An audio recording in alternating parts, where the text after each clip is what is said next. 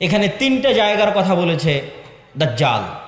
আশ্চর্যজনক হলেও সত্য যে আজকের পৃথিবীতে এই তিনটি জায়গায়, তন্মধ্যে বাইসান নামক খেজুরের বাগান এবং জোগার নামক ঝর্ণা, এই তিনটাকে এক্সাক্ট চিহ্নিত করা খুব কঠিন হয়ে যায়। বিশেষ করে আইনে জোগারকে এক্সাক্ট চিহ্নিত করা যে এইটা আইনে জোগার, এটার বিষয়ে নিশ্চিত কেউ গবেষকরা এখন পর্যন্ত তথ্য দিতে পারেনি। কিন্তু বাইসান খেজুরের বাগান সম্পর্কে মোটামুটি ধারণা পাওয়া যায় যে এই খেজুরের বাগান হচ্ছে বাইসান খেজুরের বাগান। আর বহায়রা আত-তাবারিয়াহ এটা এত প্রসিদ্ধ, এত ব্যাপক, এত পরিচিত যে সবাই জানে।